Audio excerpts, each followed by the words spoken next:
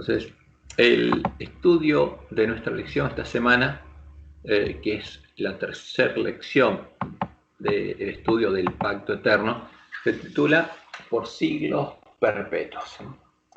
Y vamos a hacer lo siguiente, como lo venimos haciendo, vamos a resaltar, y lo hemos hecho en nuestro estudio, justamente la diferencia que hay entre el falso evangelio, que se basa en un falso diagnóstico de cuál es el problema del hombre, y anuncia una solución a este supuesto problema legal que tendría el hombre, y este problema legal habría sido creado por un Dios imaginario, que como el Moloch Baal, desea que su justicia sea satisfecha por el castigo del pecado. Y este no es el Dios verdadero.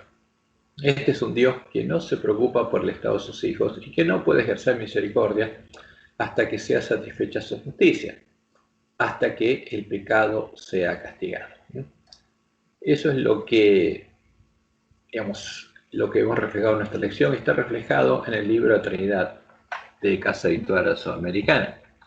Entonces, ¿y de dónde viene esto? Nosotros sabemos de dónde viene. Viene de Roma, porque este es parte del vino de Babilonia. Entonces, ¿qué leemos en el libro de la Trinidad? El amor debe actuar de una forma que satisfaga completamente la justicia, antes que, y esto es importante que lo leamos racionalmente, lo está diciendo, antes que se satisfaga completamente la justicia, Dios no puede ofrecer misericordia a los pecadores. Y después explica cuándo se satisface esa justicia y cómo. Y bien, la próxima párrafo dice, sin embargo, la pregunta crucial es, ¿necesitó morir Cristo para satisfacer los requerimientos de la amante justicia de Dios? Ahora, ¿qué requería esa justicia? ¿La muerte? Y aparentemente sí, porque esto es lo que dice nuestros teólogos. ¿Fue necesaria la satisfacción de la justicia divina? ¿Una exigencia necesaria del amor de Dios antes de poder ofrecer su misericordioso perdón a los pecadores? Y en esto creen nuestros teólogos, y es triste, pero es así. Ahora, pero este no es el Dios de la Biblia. Nosotros insistimos, dicen nuestros teólogos, en que la amante justicia de Dios necesitaba ser satisfecha por la muerte. Ahora, esa justicia, según ellos, se satisface por la muerte. Y en este caso, en vez de la nuestra, la de Cristo, como un castigo por el pecado. Entonces, para este Dios, al que adoran nuestros teólogos, la justicia es el castigo. Esa es la justicia de este Dios. Y ese castigo es la muerte. Y si la ley de Dios establecía esto, quiere decir que el que aplica la muerte y el creador de la muerte, antes de que existiera el pecado, es este Dios. Pero eso es una barbaridad, es una abominación. Entonces, ¿qué pasa? Este Dios es un Dios que necesita que su justicia sea satisfecha y se satisface castigando. Este es el Dios que castiga por la muerte, o sea, castiga matando. Y una vez que castigó y mató, ¿qué misericordia puede ejercer? Y si mató en nuestro lugar a Jesús, ¿qué misericordia ofrece él? Ninguna, porque ya su justicia fue satisfecha y no hay perdón gratuito. No ofrece gracia, no es un Dios amante que perdona gratuitamente los pecados de su pueblo como Jehová, el Dios de la Biblia. Pero esto es lamentablemente lo que aparece en el libro de la Trinidad de la Casa Editorial Sudamericana, y aparece ahí porque es lo que enseña Roma, esta es la doctrina de Roma. Este es el vino, es el alimento justamente y la bebida de la mesa de los borrachos, ¿no? Que los lobos vestidos de oveja trajeron a la iglesia adventista. Y en nuestra lección del 27 de febrero aparece este mismo concepto. O sea, ese Dios que tiene que castigar al hombre, y Jesús se interpone y recibe el castigo de Dios en vez del hombre. Entonces, cuando ese Dios ya castigó, ¿qué misericordia puede ofrecer? El único que se ha pegado a nosotros, ¿quién es? Es el bueno, el Dios Hijo, y el otro es el Dios malo, que no puede amar ni perdonar antes de castigar. Pero esto es una aberración. Esto es la doctrina de Roma y está en medio de la iglesia adventista. Ahora, ese es el falso evangelio. Entonces, la solución al problema legal es que Jesús se pusiera entre nosotros y este Dios, y que recibiera el castigo de este Dios por nosotros. Entonces el que nos redimió de Dios y de su castigo, ¿quién es? El Dios Hijo. ¿Y quién es el malo? El que nos quería castigar. Esa es la enseñanza de Roma. Esa es la doctrina del príncipe de este mundo. Por eso, este falso evangelio se enfoca en aplacar la ira de este falso Dios con la muerte de Cristo, como un castigo por el pecado, satisfaciendo de ese modo su sed de justicia, su sed de sangre, y deja al hombre en su misma condición, enfermo, sin sanarlo de la lepra del pecado, porque lo único que le interesa es satisfacer su justicia. ¿Y cómo queda el hombre? Y enfermo, de lepra. ¿Hasta cuándo? Hasta la segunda venida. Ahora, ¿pero qué dice el Dios verdadero? Misericordia quiero y no sacrificio. Él no pide sacrificio, Él no quiere castigo, ni la muerte de nadie. Quiere misericordia. ¿Y qué significa eso? Quiere que su amor vuelva a estar en nuestros corazones. Ese es el objetivo del Dios verdadero. Que volvamos a tener escrita en nuestra mente y en nuestro corazón lo que teníamos antes que Satanás escribiera su ley, lo que él tenía escrito en su mente y su corazón, para transformarnos en sus hijos. Eso es lo que Dios quiere. Quiere nuestra sanidad, quiere nuestra felicidad, no quiere castigarnos. Ese es un invento de Roma. Y nuestros teólogos lo que enseñan es la doctrina de Roma, completa. No solamente enseñan la Trinidad, enseñan todo lo asociado a la Trinidad. Ahora, ¿qué pasó con el hombre? Estaba enfermo con la lepra del pecado, porque Satanás lo había inoculado con el pecado, como las serpientes ardientes en Israel habían inoculado con el pecado, con el veneno. ¿A quién? Al pueblo de Dios. Y esta es la enfermedad que había llegado a su máxima expresión en los hombres que vivían en los días de Noé, como lo serían los hombres que vivieran en nuestros días y no creyeran al verdadero evangelio. En cambio, el plan de redención, anunciado por el Evangelio Eterno, es la verdadera solución que, antes de la creación del mundo, Dios había planificado darle al verdadero problema que afectó a sus hijos cuando llegaron a conocer la ciencia del bien y el mal. Cuando Satanás escribió en sus mentes y en sus corazones lo que él tenía escrito en su mente y en su corazón, la ley que lo guiaba a actuar como él actuaba, la ley del pecado, la maldad, el mal tesoro de su corazón, para convertirlos en sus hijos, en hacedores de maldad. Y por supuesto, Satanás no quiere que Dios transforme a ninguno de sus hijos en árboles buenos. Quieren que sigan siendo malos para que ninguno se salve. Como Lucifer, que había sido creado a imagen y semejanza de Dios, teniendo la ley de Dios, el amor de Dios escrito en su mente y su corazón, siendo árboles buenos, que tienen un buen tesoro en sus corazones. Adán y Eva llegaron a ser árboles malos, que tenían un mal tesoro en sus corazones, árboles que dan frutos malos y no pueden dar frutos buenos. Pero fíjense qué dice Dios: misericordia quiero y no sacrificios. No quiero sacrificios de árboles malos, quiero árboles buenos que tengan misericordia. Ahora, ¿pero qué nos presentan nuestros teólogos? A un Dios que no puede ejercer misericordia antes de cobrarse su deuda. A un Dios malo, a un árbol malo. Ahora, pero esa es la imagen de Satanás. ¿Qué es lo que Dios le dice a Satanás? Perfecto eras en todos tus caminos, desde el día en que fuiste creado, hasta que se halló en ti maldad. Y ese es el misterio, cómo apareció en un árbol perfecto la maldad. Esa la creó él, el padre de la maldad. Y esto es lo que Dios nos enseña. A causa de la multitud de tus contrataciones fuiste lleno de iniquidad y pecaste. Por lo que yo te eché del monte de Dios y te arrojé de entre las piedras de fuego, oh querubín protector. ¿Y qué buscó hacer él? Corromper a todos los hombres para que todos tuvieran su ciencia, a todos los seres creados para que todos tuvieran su ciencia en su mente, para que sean iguales a él. Y por eso empezó a haber árboles malos, primero entre los ángeles y ahora entre los hombres. Y como Jesús enseñó, el hombre bueno, el que es como su padre, del buen tesoro del corazón saca buenas cosas, y el hombre malo, del mal tesoro, saca malas cosas. El que es hijo del malo tiene un mal tesoro en su corazón. Ese es el problema del hombre. Y nosotros tenemos un mal tesoro en el corazón. Eso es lo que pasó con Adán y Eva y pasa con nosotros. Y en Mateo 7, 17, 18 Jesús dice: así todo buen árbol da buenos frutos, pero el árbol malo da frutos malos. ¿Qué fruto podían dar Adán y Eva? Frutos malos. No puede el buen árbol dar malos frutos. Dios no puede dar un mal fruto. Ni el árbol malo dar frutos buenos. ¿Podemos nosotros siendo malos dar frutos buenos? No, está claro. Ese es el problema del hombre. Entonces, ¿cuál es el plan de Dios? Quiere deshacer justamente esto, porque nosotros somos esclavos del pecado y no podemos dar frutos buenos por nuestra cuenta. El hombre era esclavo del pecado y no podía dar frutos buenos, estaba condenado a dar frutos malos y el pecado lo llevaría a la muerte.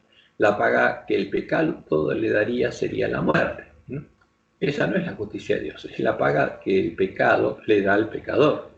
Y no solo él, sino también la tierra cayó bajo maldición y toda naturaleza fue corrompida por el pecado, por la obra del príncipe de este mundo, que el príncipe de este mundo empezó a hacer en ella. ¿Quién la corrompió?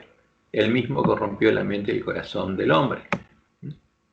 Y por eso Dios le dijo a Adán que la tierra sería maldita por su causa, por lo que él hizo, porque permitió que Satanás se convirtiera en el príncipe de este mundo y la tierra estuviera bajo su poder, y él haría justamente, corrompería a la creación. Y la tierra le daría espinos y cardos, y los animales se comerían unos a otros. Como leemos y el hombre moriría. Polvo eres y al polvo volverás. ¿Por qué? Como dice Pablo en Romanos 23, porque la paga del pecado es muerte. El pecado lleva a la muerte, no Dios. Más, la dádiva de Dios, lo que Dios quiere darle a sus hijos, es vida eterna en Cristo Jesús, Señor nuestro. Por eso el verdadero plan de redención tiene un doble propósito. Y no es satisfacer a un Dios agraviado. No tiene nada que ver eso es un verso. El objetivo del plan de redención es primero redimir al hombre de la esclavitud del pecado y de la muerte, de ser esclavo del pecado y el príncipe de este mundo, pagando el precio de su redención. Porque Dios nos compró por precio. Aunque éramos hijos de Él, nos volvió a comprar por precio, para redimirnos de la esclavitud, no para castigarnos, para redimirnos de la esclavitud. Y después, una vez que hubiéramos sido liberados de la esclavitud y pudiéramos elegir, restaurarnos a nuestro estado original, haciendo nacer, de hacer de nuevo al hombre, volviendo a escribir la ley de Dios en su mente, en su corazón, transformándolo nuevamente en un árbol bueno que da frutos buenos y en vez de morir como consecuencia del pecado, tiene vida eterna. Y eso es lo que Dios quiere hacer, ese es el verdadero evangelio. Y eso es lo que Satanás quiere negar, porque quiere impedir que ocurra en medio del pueblo adventista. Y por supuesto, el plan de redención abarca toda la creación para liberarla de la esclavitud, de la corrupción, como dice Pablo, de la sujeción al príncipe de este mundo, a la libertad gloriosa de los hijos de Dios, como dice en Romanos 8:21. Porque también la creación misma será libertada de la esclavitud de corrupción, porque es esclava de la corrupción, como el hombre es esclavo de la corrupción de su mente, a la libertad gloriosa de los hijos de Dios. Aunque hasta que no redimiera al hombre, hasta que no lo comprara por precio, Dios no podría empezar a deshacer la obra que Satanás había hecho en él. Puso inmediatamente en marcha el plan de redención, el pacto eterno. ¿Cuándo? Apenas pecaron, Adán y Eva pecaron. En el tiempo del antiguo pacto, que va desde Adán hasta Jesús, Dios empezó a justificar gratuitamente, por la fe, a los hombres que creyeran a su promesa de redención, la promesa de salvación y de vida eterna, y se arrepintieran de sus pecados y fueran a Él con fe, para que Él los justificara y se hiciera cargo de pagar las deudas de sus pecados. Aunque no fueron perfeccionados, llegaron a ser vencedores y fueron salvos por la fe, y por supuesto tienen la salvación y la vida eterna. Como leemos en Hebreos 11, 13, 39 y 40. Conforme a la fe murieron todos estos, hablando de los padres de la fe, sin haber recibido lo prometido, porque la promesa llegaría con el nuevo pacto, sino mirándolo de lejos, y creyéndolo, y saludándolo, y confesando que eran extranjeros y peregrinos sobre la tierra. Y todos estos, aunque alcanzaron buen testimonio mediante la fe, no recibieron lo prometido, porque la promesa del reino de Dios, del evangelio del reino de Dios, lo recibirían los hombres que hubieran sido redimidos. proveyendo Dios alguna cosa mejor para nosotros, para que no fuesen ellos perfeccionados aparte de nosotros. Porque eso es lo que Dios promete hacer, hacernos de nuevo perfectos. ¿Qué parte de nosotros? No nuestra parte física, ahora. Eso lo va a hacer en la segunda venida, sino perfeccionar nuestra mente, transformar nuestra mente de vuelta a su estado original. ¿Quién se apiadó de ellos? Fue misericordioso, quitó de ellos sus pecados, los cargó y se comprometió a pagar por ellos. Fue Jehová, nuestro Dios y Padre. Pero Roma quiere negarlo.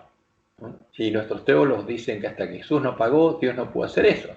¿Qué quiere decir eso? ¿Que no perdonó a nadie? No tiene sentido, es irracional lo que afirma. Al perdonar y cargar nuestros pecados, Él se hizo el responsable de pagar por nosotros la deuda de nuestros pecados.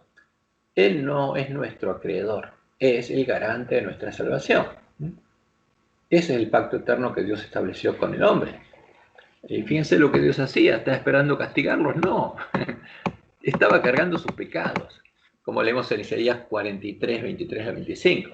No me trajiste a mí los animales de tus holocaustos, ni a mí me honraste con tus sacrificios. No te hice servir con ofrenda, ni te hice fatigar con incienso.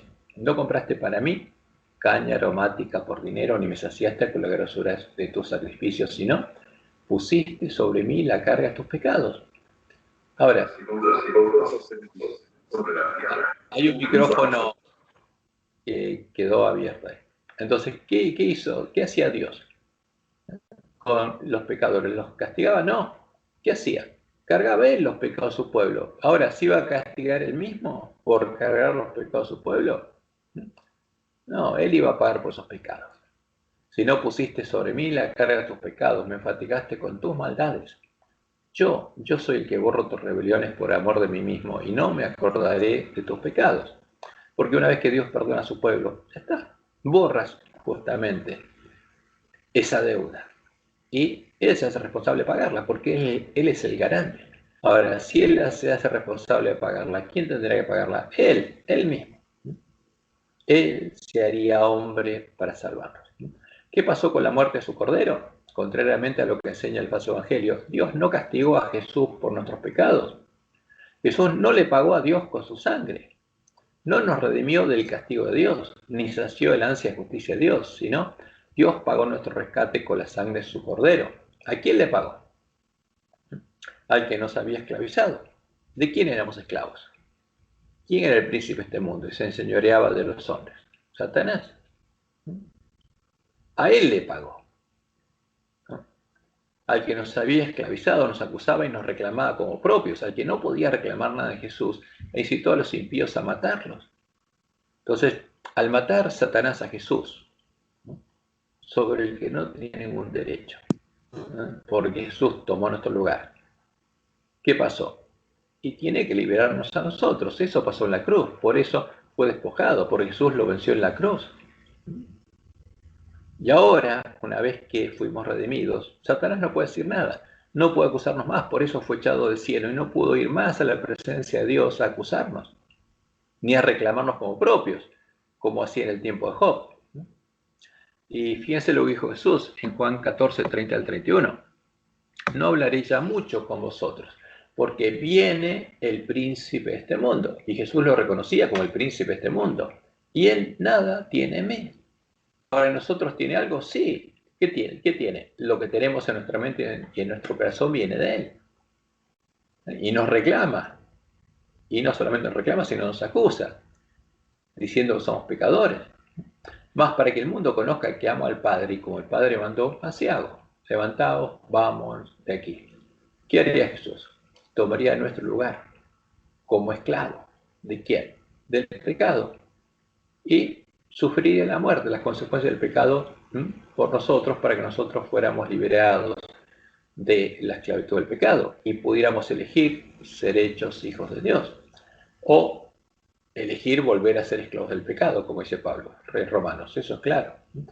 Luego de hacerse hombre, como el antitipo del macho cabrío sobre el cual cae la suerte por Jehová, luego de redimirnos y manifestar su justicia en la sangre del macho cabrío, con la cual el santuario será purificado de todos los pecados perdonados por él a sus hijos, en el día en el que él será juzgado y declarado justo, Llega el tiempo del nuevo pacto, y en el tiempo del nuevo pacto, durante el año de la buena voluntad de Jehová, Dios pudo empezar a santificar o perfeccionar a los hombres que creyeran al Evangelio eterno, el Evangelio del reino de Dios, y quisieran nacer de él y ser hechos parte de su reino, del lugar de su santuario, para que él los transformara a imagen de Jesús, el primogénito entre muchos hermanos, escribiendo su ley en sus mentes y en sus corazones.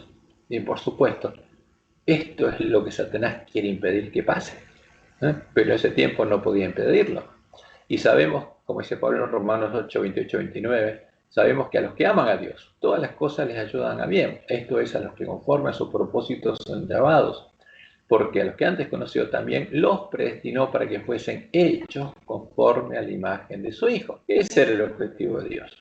No satisfacer su justicia con un castigo. ¿Qué estaba buscando?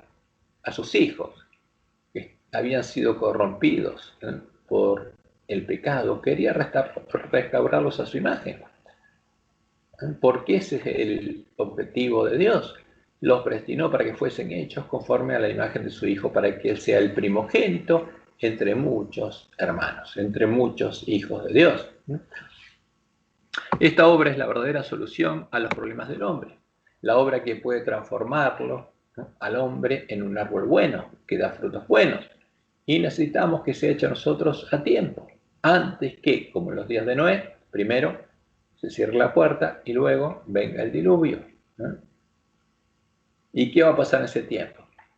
Dios nos va a juzgar. Y como dice Jesús en Mateo 7:19, todo árbol que no da buen fruto, o sea, si no llegamos a creer el Evangelio, en el verdadero, y no tenemos buen fruto, vamos a ser cortados y echados en el fuego.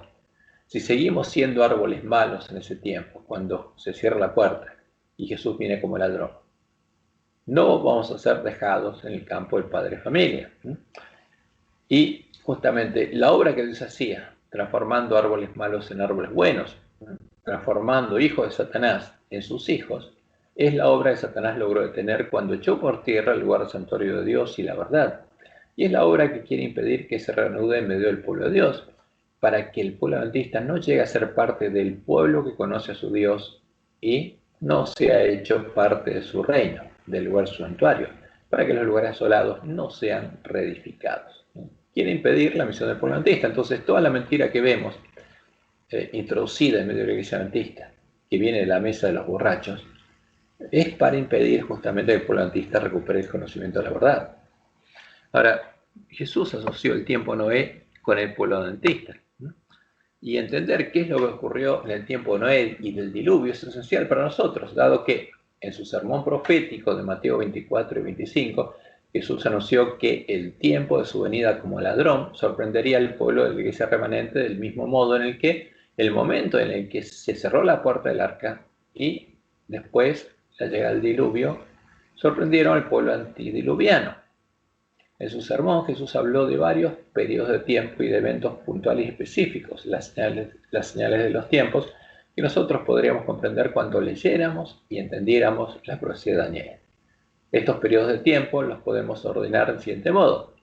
Primero, habría un periodo de tardanza, porque la historia, justamente el relato de Jesús, empieza cuando las vírgenes salen a recibir al esposo, y tardándose al esposo, cabecean todas y se duermen. Después vendría el periodo que sería principio de dolores, cuando las vírgenes serían despertadas, cuando vieran las señales que les indicarían que esa es la última generación. Después viene el tiempo de tribulación o el tiempo de angustia, la gran tribulación, que es el tiempo de angustia de Jacob, y finalmente viene la fiesta de bodas del Cordero.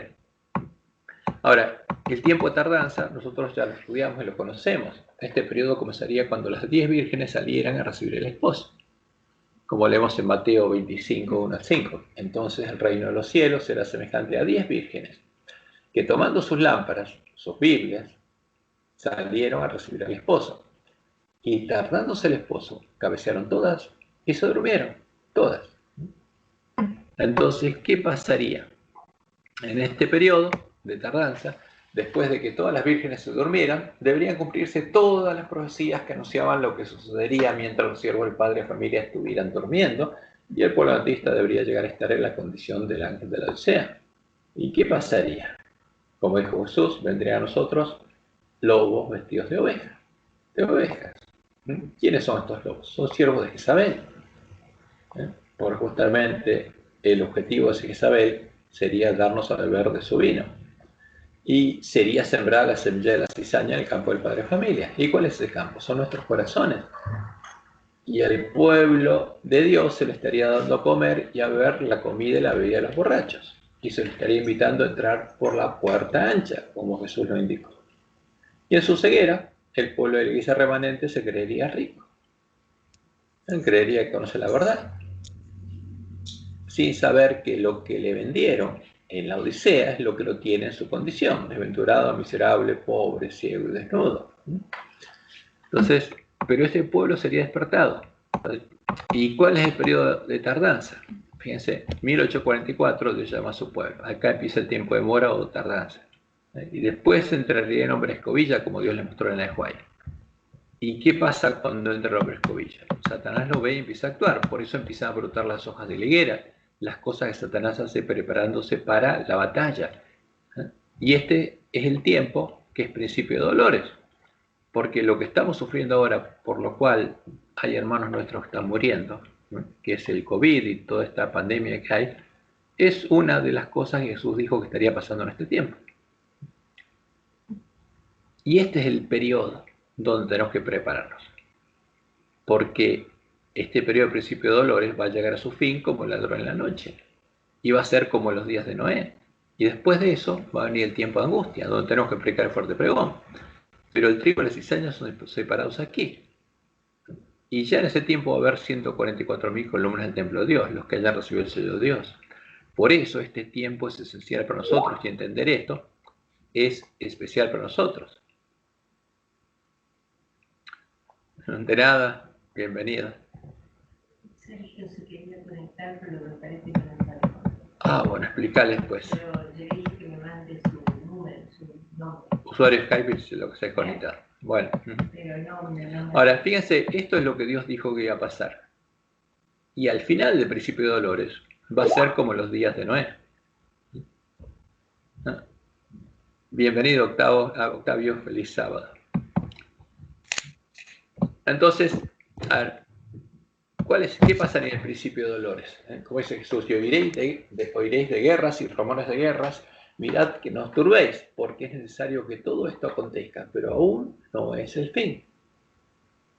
Porque se levantará nación contra nación y reino contra reino, y habrá pestes y hambres y terremotos en diferentes lugares, y todo esto será principio de dolores.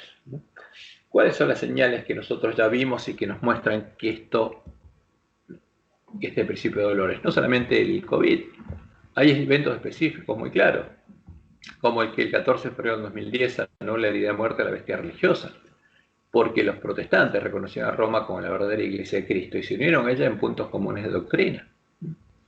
Y el 27 de octubre del 2011 fue formada la Triple Alianza Religiosa.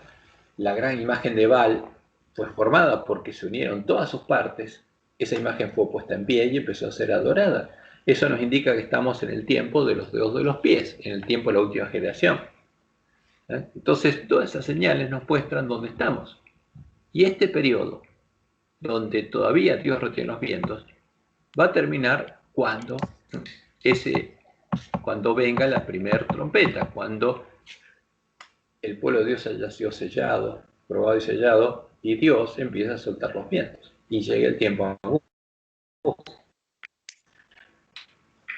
Sí. Pero oye, esto no es, esta es la vieja, ¿no es cierto? Sí. Esto no es. No, eso es otro. No sabe cómo entrar. Bueno. Ahora, fíjense que este es el periodo previo a su venida como ladrón y al comienzo del tiempo de angustia, en el que, primero, empezarían a brotar las hojas de la higuera que nos mostrarían que la nuestra es la última generación y que la venida de Jesús como ladrón está a las puertas.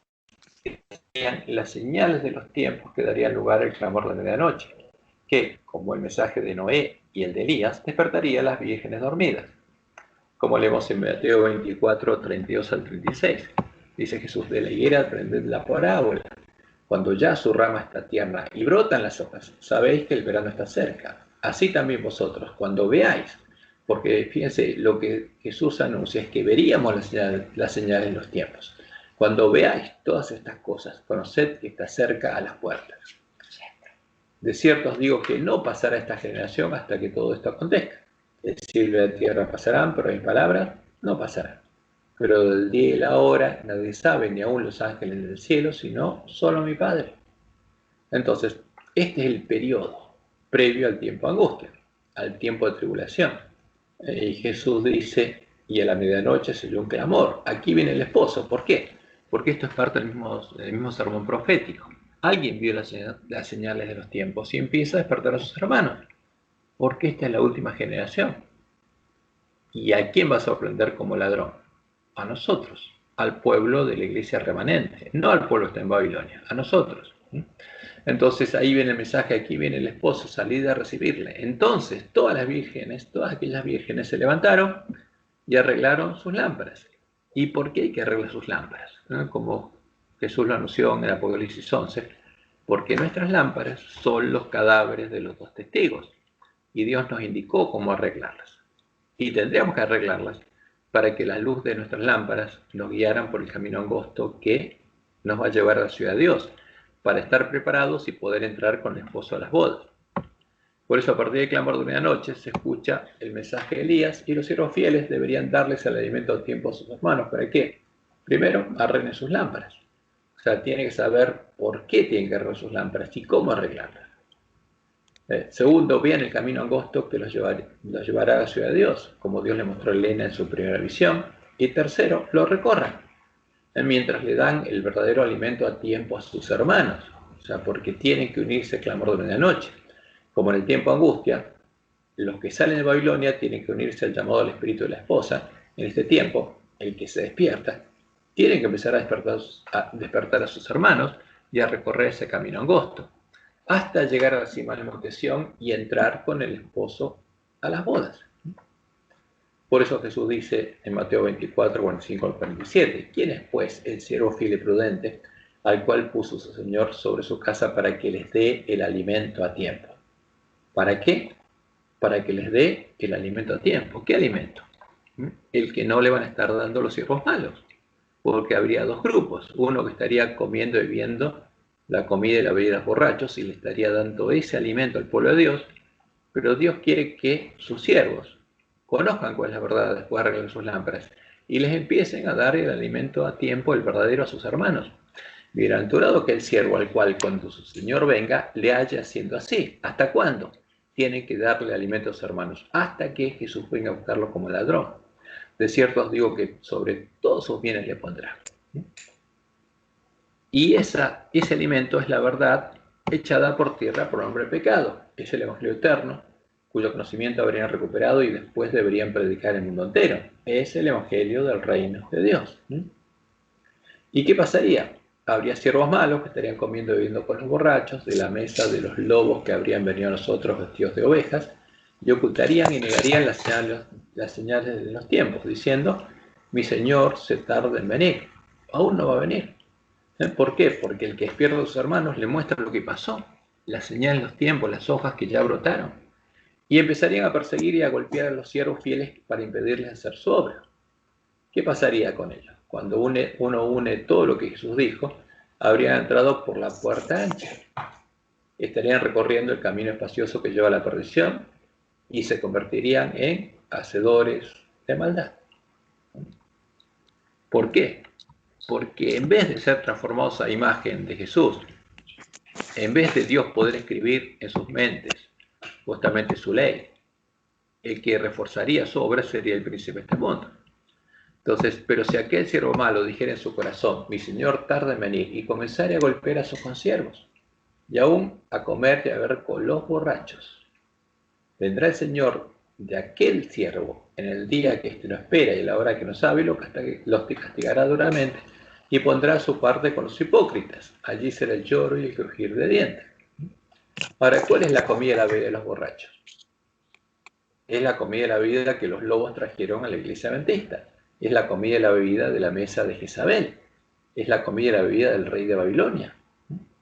Es la comida que Daniel y sus compañeros dijeron que no iban a comer. Y los que la comieron, cuando Nabucodonosor levantó la imagen, se postraron y la adoraron. Y esto tiene que pasar ¿dónde? En medio de la iglesia remanente. Ahora, y lo interesante es esto, que en nuestros días sería como en los días de Noé. A pesar de oír el mensaje de Noé, el mensaje de los siervos fieles, no habría angustia ni tribulación. Y los hombres seguirían casándose y dándose en casamiento. Seguirían trabajando normalmente, sin hacer caso al mensaje que estarían escuchando, hasta el día en el que se cerrara la puerta y fuera quitado el continuo. El equivalente al día en el que no entró en el arca y se cerró la puerta. Como leemos en Mateo 25, 10 y 12, y este paralelo lo hizo Jesús. Pero mientras ellas, ¿y quiénes son ellas?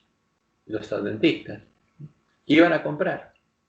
Los adventistas que no tenían aceite, que no tenían fe, y por eso no podían arreglar sus lámparas, y sus lámparas no guiaban sus pies por el camino angosto, vino el esposo. Y las que estaban preparadas, porque sus lámparas las guiaron por el camino angosto, y llegaron al final del camino, entraron con el esposo a las bodas y se cerró la puerta. Después vinieron también las otras vírgenes diciendo: Señor, Señor, ábrenos. Mas él respondiendo dijo: de cierto os digo que no os conozco. Ahora, no las conozco. ¿Por qué?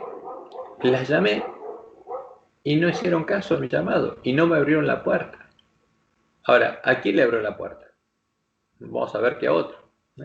Y Jesús dice, justamente por estar hablando del mismo evento, más como en los días de Noé, así será la venida del Hijo del Hombre, porque como en los días antes del diluvio, estaban comiendo y bebiendo, casándose y dándose en casamiento. ¿Habría angustia? No. Esto no es lo que ocurriría cuando Jesús viniera en las nubes de los cielos, sino antes que empezara el tiempo de angustia, ¿no? Porque ahí Él viene como ladrón. Hasta el día en que no entró en el arca. ¿Y qué pasó? Estaban todos ahí de fiesta y vieron que no entró en el arca, se cerró la puerta, y después, como no pasaba nada, se burlaban de Noé. Y no entendieron hasta que vino el diluvio y se los llevó a todos. Así será también la venida del Hijo del Hombre. Ahora, ¿esto dónde ocurre? ¿En Babilonia? ¿En las iglesias protestantes caídas? No, es una profecía de lo que ocurriría en la iglesia remanente, en medio del pueblo adventista el séptimo día. Después de que las vírgenes sensatas y los siervos fieles entraran con el esposo a las bodas, después de cerrara la puerta y Jesús confesara el nombre de los vencedores en las bodas, llegaría el tiempo de su venida como ladrón. Ese evento sería el equivalente a la venida del diluvio que se los llevó a todos. Como en el tiempo del diluvio, cuando las vírgenes sensatas quisieran entrar, ya sería tarde, la puerta estaría cerrada. Hay un micrófono abierto, si se fijan bien, por favor, así lo cerramos. Ahora, ¿qué pasó en el tiempo de Noé? Y nosotros sabemos que hubo pocas generaciones de Adán a Noé. Y en nuestra lección está esta pregunta: ¿qué le hizo el pecado a la creación de Dios? Inmediatamente, la maldad creció y dio fruto en el hombre. Y en la primera generación de los hijos de Adán y Eva, Caín mató a Abel. En esa generación ya dio fruto. ¿Y qué fruto dio? Un fruto terrible, mostrando cuál sería el fruto que se vería en la simiente de la serpiente, en los hijos del diablo. Y Juan lo dijo claramente, 1 Juan 3, 10 al 12. En esto se manifiestan los hijos de Dios, la simiente de la mujer, y los hijos del diablo, la simiente de la serpiente. Todo aquel que no hace justicia y que no ama a su hermano no es de Dios. ¿Qué tiene escrita en la mente del corazón? No tiene escrita la ley de Dios. Porque este es el mensaje que habéis oído desde el principio, que nos amemos unos a otros, no como Caín, que era del maligno y mató a su hermano. ¿Y por qué causa le mató? Porque sus obras eran malas y las de su hermano justas. Y esto es lo mismo que hizo Roma, cuando asesinó a los miembros de la iglesia primitiva. En el tiempo del diluvio, como ocurrió con Lucifer, cuando su corazón se llenó de iniquidad y pecó, la maldad se había extendido tanto en el corazón de los hombres que todo pensamiento de los hombres era únicamente de continuo al mal. Todos los hombres eran parte de la simiente de la serpiente, salvo uno, Noé. Él era el remanente de los hijos de Dios. Y eso es claro. Ahora, ¿por qué Dios actuó como actuó? Veamos como lo que relata el Génesis. Y vio Jehová que la maldad de los hombres era mucha en la tierra, y que todo designio de los pensamientos del corazón de ellos era de continuo solamente al mal. No había quedado rastro alguno de lo que estaba escrito originalmente ahí. Y se arrepintió Jehová de haber hecho al hombre en la tierra y le dolió en su corazón. ¿Por qué? Porque vio el estado en el que el pecado había subido a sus hijos y le dolió su corazón, porque amaba a sus hijos. Y dijo Jehová: raeré de sobre la faz de la tierra a los hombres que he creado, desde el hombre hasta la bestia, hasta el reptil y las aves del cielo, pues me arrepiento de haberlos hecho. ¿Por qué? Porque le dolió al hombre a Dios ver la condición del hombre. Pero Noé halló gracia ante los ojos de Jehová.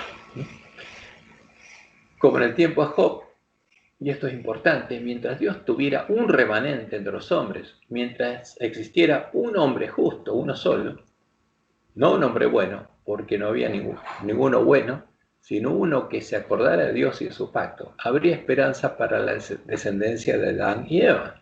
De él vendría el Mesías de la promesa, la simiente prometida, el primer hombre que sería un árbol bueno. ¿Qué pasaría con esa mala generación?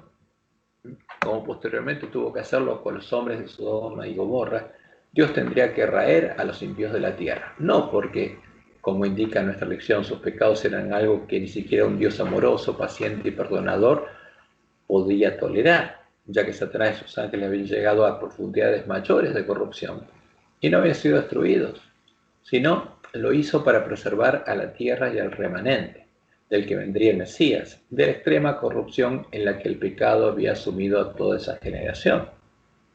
Porque de ese modo logró repoblar la tierra con personas que no habían llegado a ese nivel de corrupción. ¿Y qué hizo Dios antes de que cerrara la puerta del arca y llegara el diluvio? Como lo haría en nuestros días con sus siervos fieles, Dios mandó a Noé a predicarles a sus hermanos, anunciándoles lo que iba a pasar, para que tuvieran oportunidad de arrepentirse, entrar en el arca y ser salvos. Y se lo comunicó a Noé, como está descrito en Génesis 6, del 9 al 18. Estas son las generaciones de Noé. Noé, varón justo. Y esto es importante, que era un varón justo. No bueno, sino justo. Era perfecto en sus generaciones. Con Dios caminó Noé. Y engendró Noé a 3 hijos, a Sem, a Cam y a Jafet. Y se corrompió la tierra delante de Dios, y estaba la tierra llena de violencia. Y miró Dios la tierra, y de aquí que estaba corrompida, porque toda carne había corrompido su camino sobre la tierra. Dijo pues Dios a Noé: he decidido el fin de todo ser, porque la tierra está llena de violencia a causa de ellos. Y aquí que yo los destruiré con la tierra. Hazte un arca de madera de gofer, harás aposentos en el arca y la calafatearás con brea por dentro y por fuera. Y aquí que yo traigo un diluvio de agua sobre la tierra, para destruir toda carne en que haya espíritu de vida debajo del cielo.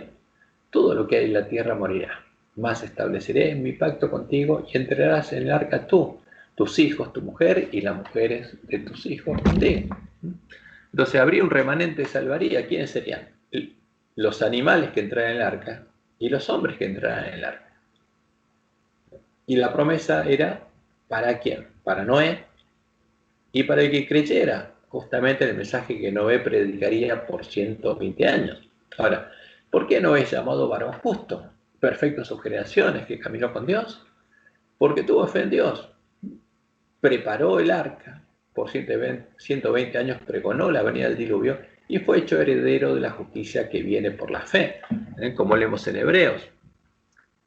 Por la fe Noé, cuando fue advertido por Dios acerca de cosas que aún no se veían, con temor preparó el arca en que su casa se salvase, y por esa fe condenó al mundo y fue hecho heredero de la justicia que viene por la fe. Entonces, ¿por qué Noé fue declarado justo? Por la fe. Porque creyó a Dios y eso le fue contado por justicia. E hizo lo que Dios le dijo que tenía que hacer. Ahora, nuestra lección pregunta, ¿podría decirse lo mismo nosotros? Que somos justos, perfectos y que caminamos con Dios. Y la respuesta es clara. De ninguna manera puede decirse esto de un ángel de la Odisea, que es desventurado, miserable, pobre, ciego y está desnudo. ¿Y por qué está desnudo? Porque no está vestido con el manto de la justicia de Cristo, porque no es justo. Y tampoco anda con Dios. Y a Jesús lo dejó afuera, pero se cree rico y cree que conoce a Jesús. Pero sí podrá ser dicho de los siervos fieles a Dios, los que en la última generación llegarán a ser los primeros 144.000 sellados del pueblo de Dios. Como Jesús dice en Apocalipsis 3:12, al que venciere, yo lo haré columna del templo de mi Dios, y nunca más saldrá de allí, y escribiré sobre él el nombre de mi Dios, y el nombre de la ciudad de mi Dios, la nueva Jerusalén, la cual desciende del cielo de mi Dios, y mi nombre nuevo. Estos son los que van a estar con Jesús en la cima del monte de Sión, y que, como Dios les mostró en Juan en su primera visión, van a haber entrado por la puerta estrecha y van a haber recorrido el camino angosto, siguiendo las pisadas de Jesús, puestos los ojos en Jesús. ¿Se cumplió el anuncio de Dios, el anuncio del diluvio? Sí, exactamente como Dios lo había anunciado, como leemos en Génesis 7, versículos 1, 4, 5 y 23. Dijo luego Jehová a Noé, entra tú y toda tu casa en el arca. Él le dijo, ahora es el tiempo de entrar, porque a ti he visto justo delante de mí en esta generación, porque pasados aún 7 días yo haré llover sobre la tierra 40 días y 40 noches. Entonces, ¿qué pasó? Noé y los animales entraron en el arca, cerró la puerta y pasaron 7 días hasta que vino el diluvio. Y raeré de sobre la faz de la tierra todo ser viviente que hice. E hizo Noé conforme a todo lo que le mandó Jehová. Y así fue destruido todo ser que vivía sobre la faz de la tierra, desde el hombre hasta la bestia, los reptiles y las aves del cielo, y fueron raídos de la tierra, y quedó solamente Noé y los que con él estaban en el arca. Y por supuesto, esta historia es un tipo. Lo que ocurrió con el tiempo Noé es una profecía de lo que ocurriría con la última generación del pueblo adventista, en la que, primero, y esto es claro, crecerían juntos, ¿qué cosa? El trigo, los adventistas que entraran por la puerta estrecha y recorrían el camino angosto que lleva a la vida.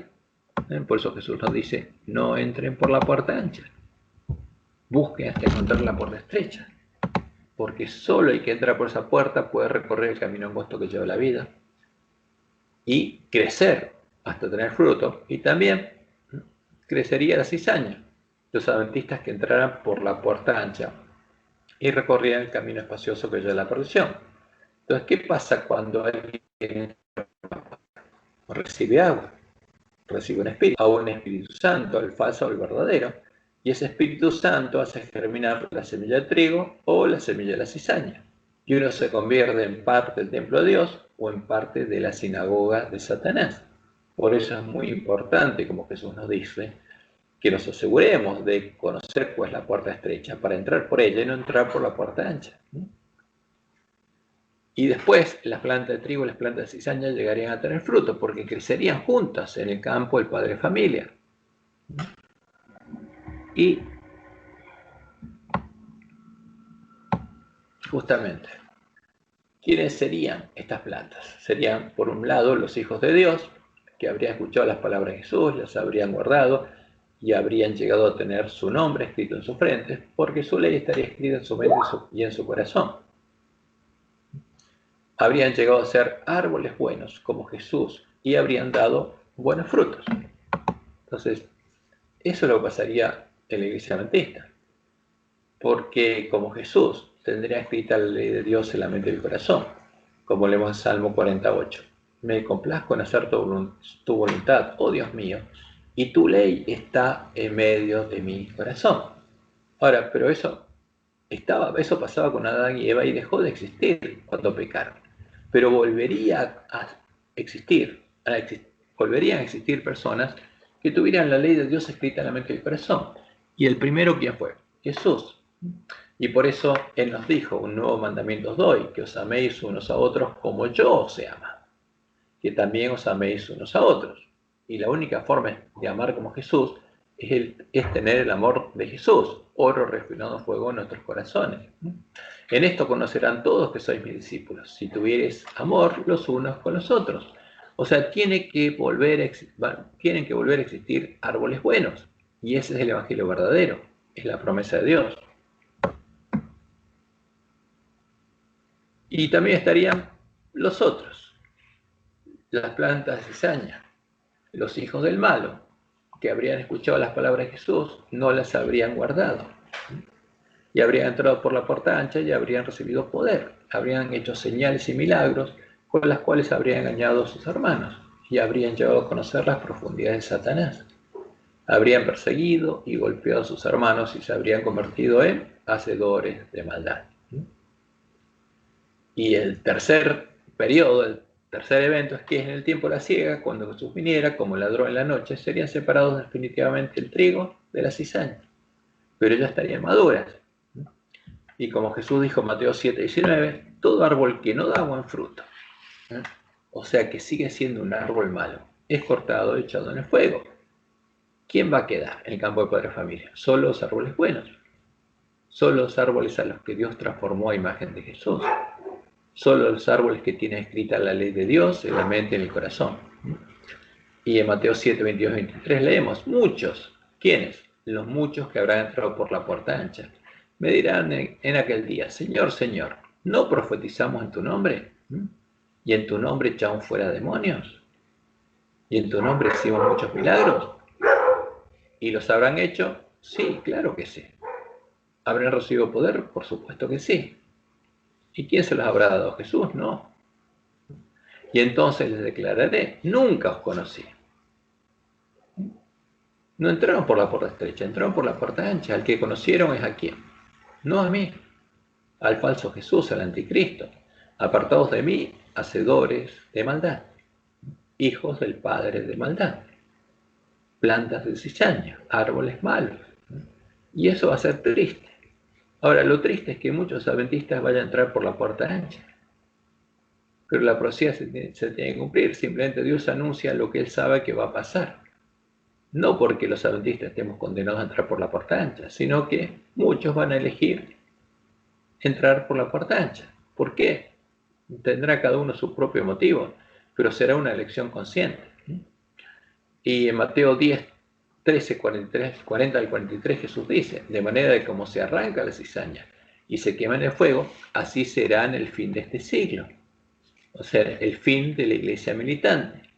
Después solo va a quedar la iglesia triunfante. Y enviará el Hijo del Hombre a sus ángeles y recogerán de su reino, no de Babilonia, de su reino, a todos los que sirven de tropiezo y a los que hacen iniquidad, y los echarán en el horno de fuego. Allí será el lloro y el crujir de dientes. Entonces, después del zarandeo final, los justos resplandecerán como el sol en el reino de su Padre. Llega el tiempo del fuerte pregón, y los que reciben la lluvia tardía resplandecerán como ¿quién? Como Jesús, como el sol de justicia en el reino de su Padre. El que tiene oídos para oír, oiga. Y ese es el tiempo en el que va a llegar y va a ser como los días de Noé. Como los días de Noé, así será la venida del Hijo del Hombre, como ladrón en la noche, no la segunda venida, sino la venida como ladrón. Porque como en los días antes del diluvio estaban comiendo y bebiendo, casándose y dándose en casamiento, hasta el día en que, ¿qué pasó? Noé entró en el arca. ¿Y quién van a entrar con el esposo de las bodas? Las vírgenes sensatas. Y no entendieron hasta que vino el diluvio y se los llevó a todos. Así será también la venida del Hijo del Hombre. Por eso, justamente estas palabras de Jesús son claves para nosotros, porque tenemos que oírlas y guardarlas. Porque el que oye las palabras de Jesús y las hace va a construir su casa sobre la roca. Pero el que las oye y no las hace, como hombre imprudente, va a terminar construyendo su casa sobre la arena. En ese tiempo, solo los 144.000 sellados serán parte de la iglesia remanente, de la iglesia triunfante. Y solo ellos podrán recibir la lluvia tardía e ir con Jesús a la batalla, como Dios le mostró a Elena, y está en Primeros Escritos, página 71. Los que reciban el sello del Dios vivo y sean protegidos en el tiempo de angustia deben reflejar plenamente la imagen de Jesús. Ahora, si alguien es un árbol bueno es porque refleja plenamente la imagen de Jesús, porque tiene el amor de Jesús en su corazón. Compró de él oro refinado en fuego, no solamente vestiduras blancas para vestirse. Y por supuesto que esto tiene que ser posible porque es el verdadero evangelio y Satanás es el que lo quiere negar. Y dice Elena, vi que muchos descuidaban la preparación necesaria, esperando que el tiempo del refrigerio y la lluvia tardía los preparase para sostenerse al día del Señor y vivir en su presencia. ¿Y a cuántos? ¿A cuántos qué? ¿A cuántos adventistas? Vi sin amparo en el tiempo de angustia. ¿Habían descuidado la preparación necesaria? ¿Estaban preparados? No.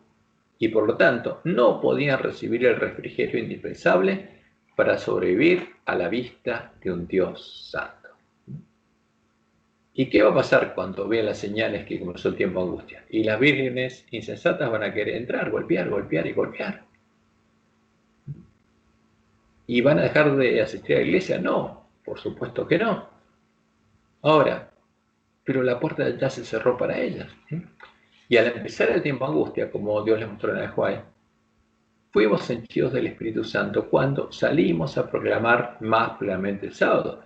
¿Qué estaban haciendo los siervos fieles? Dándoles el alimento a tiempo a sus hermanos. Y ahora tienen que ir a predicar el fuerte pregón a Babilonia. Y tienen que proclamar más plenamente qué cosa el sábado. Porque el sábado es un tipo del Evangelio del Reino de Dios. Porque del que entra en el sábado de Dios, en el Reino de Dios, descansa de sus obras y empieza a hacer otras obras, las que Dios tiene que preparadas para él, siguiendo las pisadas de Jesús. Y Dios le mostró esto a Elena. Esto enfureció a las otras iglesias. ¿Y a quién? A los adventistas nominales. Porque ¿qué va a pasar con los muchos que no reciban la lluvia tardía? Y van a seguir asistiendo a nuestra iglesia. Van a seguir siendo adventistas nominales. ¿Y qué va a pasar con ellos? Y ya son árboles malos. ¿Y qué va a hacer Satanás con ellos? Lo va a hacer perseguir a sus hermanos, como Dios les mostró en el Juárez. Van a ser los más encarnizados enemigos de los que prediquen el fuerte pregón del mensaje del tercer ángel.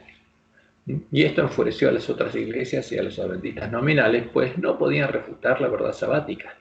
Y entonces todos los escogidos de Dios, comprendiendo claramente que poseíamos la verdad, salieron y sufrieron la persecución con nosotros. ¿Por qué? Porque el que sale de Babilonia se une al llamado del espíritu de la esposa y empieza a decir, ven, y empieza a hacer la misma obra como obrero de la obra undécima, porque todos tienen que hacer la misma obra y todos van a recibir la misma paga. Van a llegar a ser como su Señor, como es Jesús. El siervo no es más que su Señor. Bástale al discípulo ser como su Señor, porque esa es la promesa. Porque todos los sellados de la última generación van a reflejar plenamente la imagen de Jesús. Y esto es importante que lo entendamos porque Dios lo reveló para nuestra salvación, como en el tiempo de Noé. Noé predicó lo que iba a pasar. Y los antediluvianos vieron las señales. ¿Cuáles fueron las señales más claras? Cuando vieron que los animalitos venían de 2 en 2 y entraban en el arca. 2 parejas de animales impuros y 7 parejas de animales puros. Venían solos y iban entrando al arca. Y después vieron que Noé y su familia entró al arca. Y a pesar de que eso los asombró, no quisieron entrar. Y no se arrepintieron de sus pecados hasta que cerró la puerta. Lo mismo va a pasar ahora. Pero en el pueblo adventista todos vamos a tomar una decisión consciente, porque todas las vírgenes van a ser despertadas. Por eso es importante que entendamos justamente todo lo que Dios anunció para prepararnos, porque la promesa de Dios es clara y es segura. El que quiera prepararse, el que quiera tener la preparación necesaria y recibir el sello de Dios, va a reflejar plenamente la imagen de Jesús. Ahora, ¿qué tiene que hacer? Buscar hasta encontrar la puerta estrecha, entrar por ella y recorrer el camino angosto que lleva a la vida, mientras le da el alimento a tiempo a sus hermanos, el verdadero alimento. Porque, por supuesto, el verdadero alimento no es la puerta ancha, ni es el camino espacioso, porque es otra puerta, y es otro camino, y es otro lugar al que tienen que entrar. Y eso justamente tenemos que predicarlo porque es el significado del mensaje de los 3 ángeles. Bueno, que tengan un hermoso y feliz sábado y que Jehová los bendiga y los guarde y los guíe a toda verdad. Bueno, ya terminamos de estudiar nuestra lección y ahora vamos a parar la grabación.